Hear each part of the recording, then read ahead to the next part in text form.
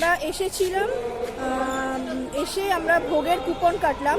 ওখানে কি নামটা, সুলভ ভোজনালয় বলে একটা ভবন ছিল, অনেক ভবনও ছিল, গীতা ভবন, গদা ভবন। আমরা ওইখানটায় ভোগের কুপন কাটলাম, 40 টাকা করে কুপন নিল।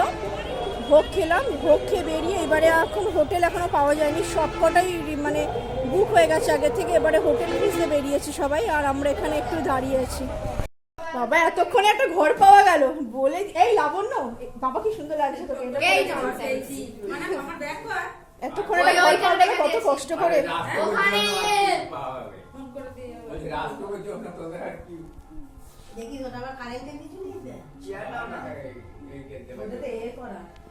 এটা হচ্ছে দাদা, এটা হচ্ছে ভাইজি, বৌদি মনে হচ্ছে বাথরুমে, দেখানো যাচ্ছে না।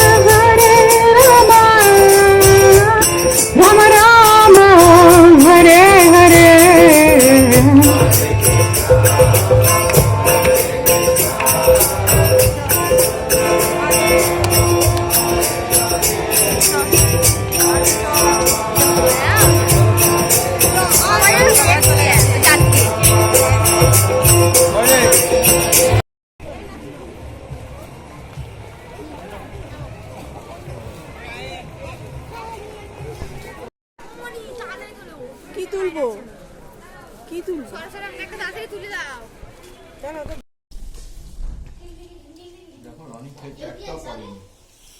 আমি ওরকম কিচ্ছু পড়বে না।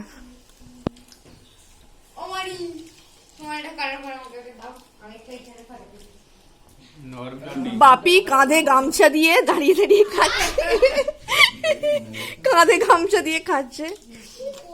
ইনি আবার দেখি পা মিলে বসে খাচ্ছেন, ইনি মাফলার পরে খাচ্ছেন, ইনি নাইটি পরে খাচ্ছেন। হ্যাঁ, ইনি ঠিকই আছে, সোয়েটার পরে নিয়েছেন, ইনিও পা মিলে আরাম করে খাচ্ছেন। তো আজকে সকালে, আজকে নেক্সট দিন, আজকে আমরা বাড়ি চলে যাব। তো আজকে একটা টোটো বুক করে নবদ্বীপের সাইট সিন বা কিছু মন্দিরগুলো ঘুরে তারপর আমরা বাড়ি চলে যাব। এখন আমরা যাচ্ছি একটা দোকানে ব্রেকফাস্ট করতে, মানে ব্রেকফাস্টটা সেরে এসে হোটেলে একদম লাগেজ নিয়ে সোজা বেরিয়ে পড়বো, ঘুরে একবারে ট্রেনে উঠে যাবো। চলো চলো বস। এসো এসো এসো।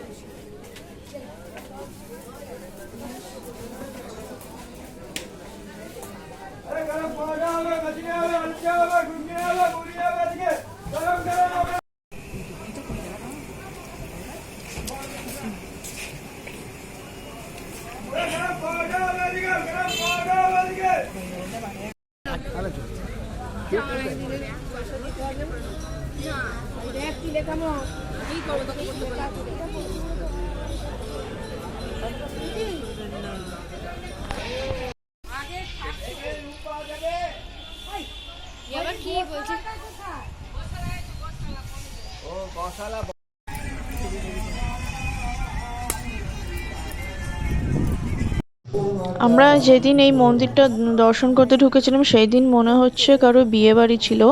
ওখানকার লোকের মুখে শুনলাম এখানে নাকি বিয়ে বাড়িও ভাড়া দেওয়া হয়। আর সেদিন, আজকের দিনটা ছিল পূর্ণিমা, ভেবেছিলাম পূর্ণিমার দিন এত সাজায়। আচ্ছা, দেখতে পাচ্ছেন মন্দির থেকে বেরিয়ে টোটো করে আমরা বেরিয়ে পড়ছি, বাড়ির দিকে রওনা দিচ্ছি। এরপর চলে এসেছি আমরা ফেরিঘাটে। ফেরিঘাটে উঠে এবার আমরা সোজা বাড়ি চলে যাব। ভিডিওটা আজকে এখানেই শেষ করছি। ভালো লাগলে অবশ্যই চ্যানেলটা সাবস্ক্রাইব করে দিন।